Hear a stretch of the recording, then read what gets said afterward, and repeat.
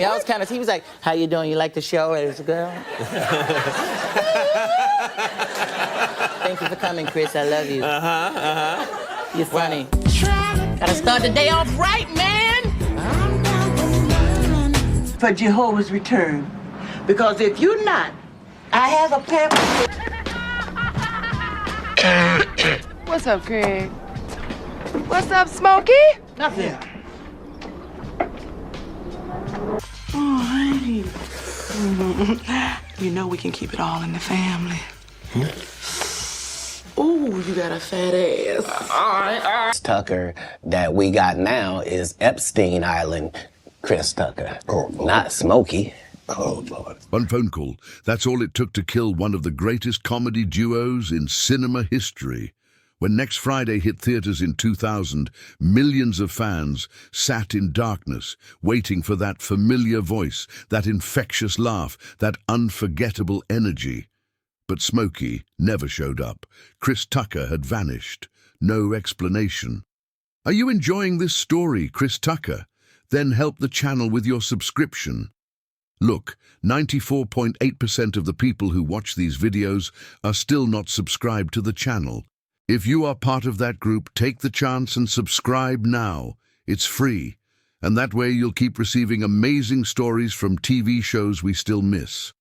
Oh, and don't forget, at the end of the video, you'll find more stories like this one. No goodbye, just silence. What happened behind those closed Hollywood doors? The truth involves betrayal, millions in cash, a spiritual awakening that shook the industry, and a friendship that crossed oceans. This isn't just a story about why an actor left a movie. This is about a man who chose to lose everything to find himself. Atlanta, 1990. A broke kid with nothing but a dream stepped onto a tiny stage at the Comedy Act Theater. The crowd was tough, the lights were harsh, but when Chris Tucker opened his mouth, something electric happened. He felt it the moment the laughter hit him, a wave of pure energy crashing back from the darkness.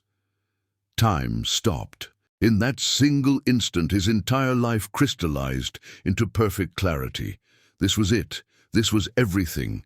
He would chase this feeling until his last breath, consequences be damned. But Atlanta was too small. The stage was too tiny. Tucker's ambition was a wildfire, and this city couldn't contain it. He needed Los Angeles, the place where dreams either explode into reality or die screaming in the dark. Everyone told him he was crazy. Go to college, they said. Join the military, they pleaded. Tucker laughed in their faces. The military? They wake up too early, he joked. But behind the humor was iron conviction, comedy or death. There was no plan B. Los Angeles chewed him up and spit him out every single night for 2 years. Different clubs, different crowds, same hunger.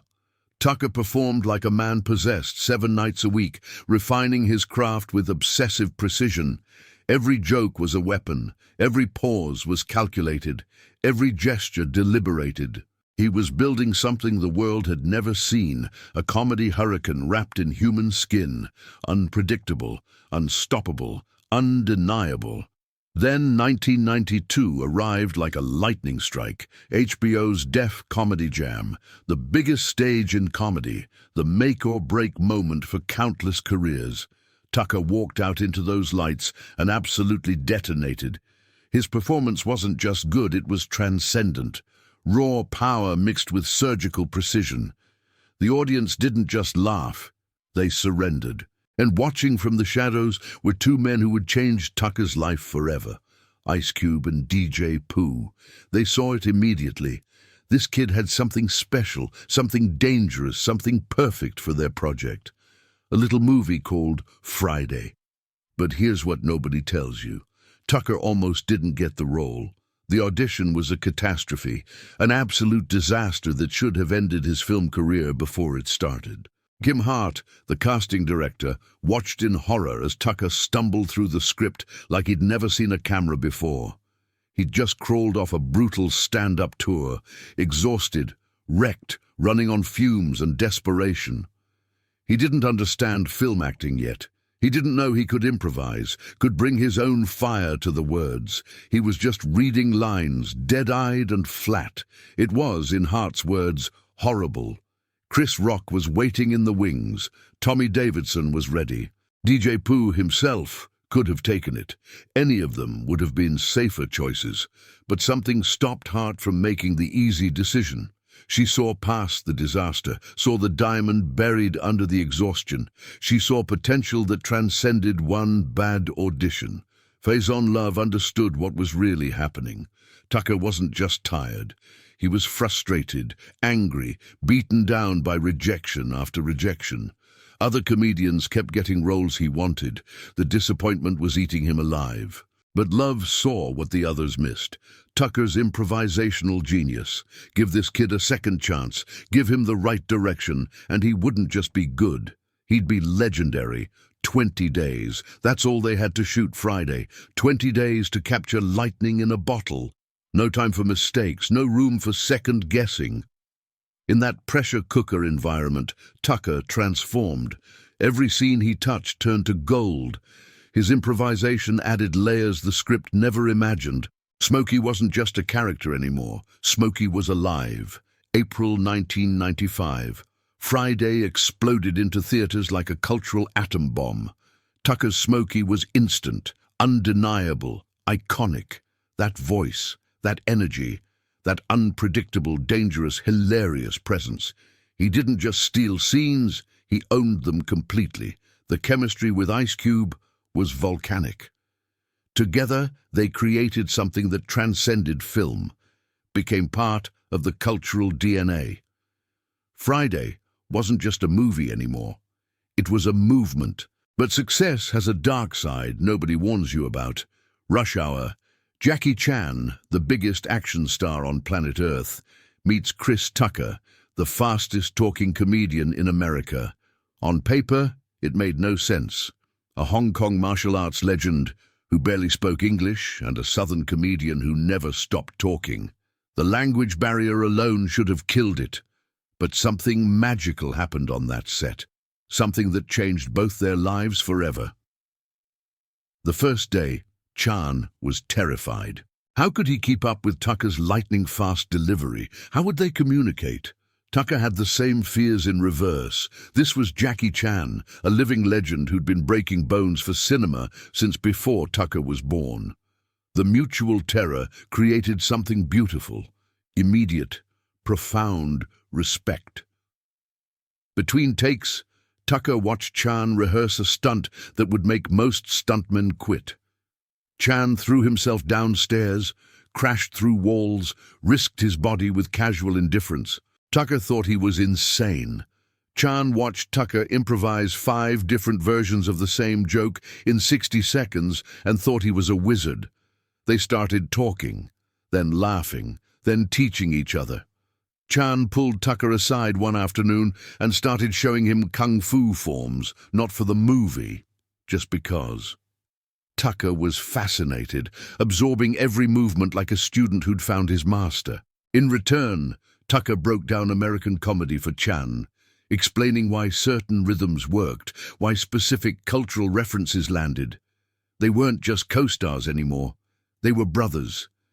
Chan invited Tucker to Hong Kong. What Tucker saw there shook him. Despite decades of global superstardom, Chan remained impossibly humble. He introduced Tucker to his stunt team, men who'd broken bones alongside him for 30 years. He took Tucker to hole-in-the-wall restaurants tourists never found. He showed him a version of fame that didn't corrupt, didn't destroy, didn't demand ego. Tucker had never seen anything like it. Rush Hour opened #1, $33 million in 3 days. By the time the dust settled, it had generated $244 million worldwide. Tucker signed a $45 million deal with New Line Cinema, making him the highest-paid actor in Hollywood. At that moment, Chris Tucker was untouchable, and that's when everything fell apart. Year 2000. Next Friday is greenlit. Ice Cube is back. John Witherspoon is back. Tiny Lister is back. Everyone is back except the one person who mattered most. Smokey is gone. Tucker is gone. The fans are devastated, confused, angry. What happened? Where did he go? Why would he abandon the role that made him a star? The rumors started immediately. He's too good for us now. He forgot where he came from. He sold out. But nobody knew the truth. Nobody understood the impossible position Tucker was facing. Here's what they don't tell you about Hollywood. The first movie makes you famous, but it doesn't make you rich. Friday, the movie that became a cultural phenomenon, paid most of its cast $5,000. $5,000 for a film that defined a generation. Tucker had created an icon for less than most people spend on a used car. Then Rush Hour offered him $20 million. $20 million. John Witherspoon said it perfectly. I wouldn't go back to Friday either. The math wasn't complicated. It was survival. But money was just the beginning. The real story was darker, more complex, more painful than anyone imagined. Are you enjoying this story, Chris Tucker? Then help the channel with your subscription. Look, 94.8% of the people who watch these videos are still not subscribed to the channel. If you are part of that group, take the chance and subscribe now. It's free. And that way, you'll keep receiving amazing stories from TV shows we still miss. Oh, and don't forget, at the end of the video, you'll find more stories like this one. Tucker sat down with the Time show and laid it bare. When they were developing Next Friday, he was already filming Money Talks. He was already working with A-list directors. He was already building something bigger. Going back to Friday felt like betraying his own potential, like choosing comfort over growth. When they were doing the next Fridays, I was already doing Money Talks, he explained. But the pain in his voice told a different story. He wasn't running toward money, he was running from being trapped. Tucker saw his future, and it terrified him. He could keep playing Smokey variations for the next 20 years, or he could risk everything to become something more. The Fifth Element, Jackie Brown, projects that stretched him, challenged him, forced him to evolve. Each role was a declaration. I am more than one character. I am more than your expectations. I am more than you think I am. Then God showed up and changed everything. Somewhere between the money and the fame and the crushing pressure, Tucker found faith, real faith. Not the casual Sunday Christianity of Hollywood celebrities, but deep, transformative, life-altering belief. He started going back to church. He started questioning every joke, every role, every choice. The raunchy humor that built his career suddenly felt hollow. In 2014, Tucker opened up to Vancouver's Straight about his transformation. I was never a super raunchy comic, but I didn't think about what I was saying because I was young. His faith forced him to dig deeper, work harder, find humor that didn't depend on easy vulgarity. Being a Christian helps me in comedy. I have to talk about other stuff. I have to dig deeper to find something that's still funny. Now it's harder. I like the challenge. But faith came with a price. The 2000s disappeared in a blur of silence. Tucker vanished from Hollywood, retreating from the spotlight that had consumed him. People whispered, he's washed up, he's scared, he's finished. But they didn't know what was really happening behind those closed doors. The news broke like a bomb. Chris Tucker owed $14 million in unpaid taxes. $14 million. The debt stretched back to 2001, years of mismanagement and bad advice compounding into a nightmare. His representatives scrambled to explain. Poor accounting, trusted the wrong people, mistakes not malice, but the damage was done. The world saw a fallen star drowning in debt. Tucker had to choose, stay hidden and let the debt destroy him, or come back and fight. He chose to fight. He returned to stand up with fury and purpose. Every show was redemption. Every laugh was proof he still had it. The stage had always been his true home, the place where pretense died and only truth remained. Night after night, city after city, Tucker rebuilt himself joke by joke, proving to the world and to himself that he was more than his mistakes. And then came the call. Jackie Chan wanted to make Rush Hour 4. Their friendship had never died. Through the silent years, through the financial crisis, through everything, Chan stayed. They talked regularly, Chan's broken English mixing with Tucker's rapid-fire delivery in conversations that made no sense to anyone else, but meant everything to them. When Chan said, "Let's do it again," Tucker didn't hesitate. This wasn't just another movie, this was family. Chan later admitted that Tucker was one of the only real friends he had in Hollywood. Not a colleague, not a co-star, a brother. Someone who saw past the legend to the man underneath. Tucker felt the same. Jackie is one of the most genuine, hard-working men I've ever met. He's been famous for decades and stayed humble. That's rare. That's precious. In 2014, Sway in the Morning asked Tucker the question everyone wanted answered. Would you ever do another Friday? Tucker's answer was careful, measured, honest. If I ever went back, it would have to reflect who I am now.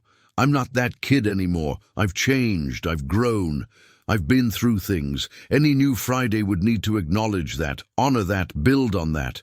It can't just be nostalgia. It has to mean something. He didn't close the door completely, but he didn't throw it wide open either. Tucker had learned the hardest lesson in Hollywood. Not everything needs a sequel. Sometimes the greatest gift you can give is leaving something perfect, untouched, frozen in time at its absolute peak. Today, looking back through the smoke and mirrors of 2 decades, Tucker's decision crystallizes into painful clarity. He didn't leave Friday because he was greedy. He didn't leave because he was ungrateful. He left because staying would have killed the artist he was becoming. The money mattered. Of course it mattered.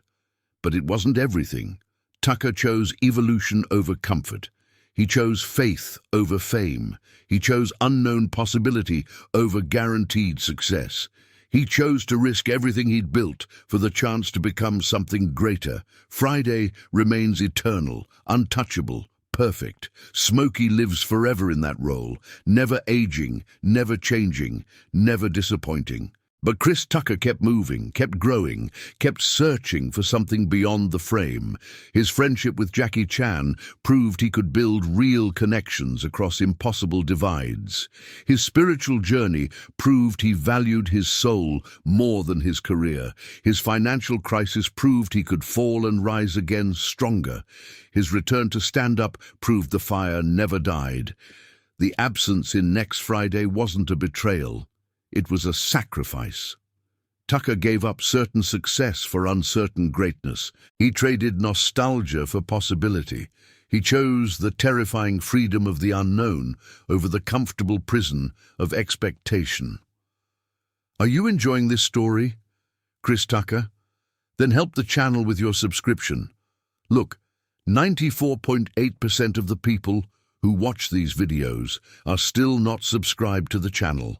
If you are part of that group, take the chance and subscribe now. It's free, and that way you'll keep receiving amazing stories from TV shows we still miss. Oh, and don't forget, at the end of the video, you'll find more stories like this one. And maybe that's the real story.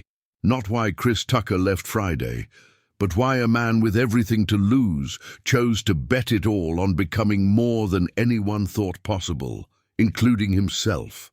That takes a different kind of courage, the kind Hollywood rarely sees, the kind that changes everything.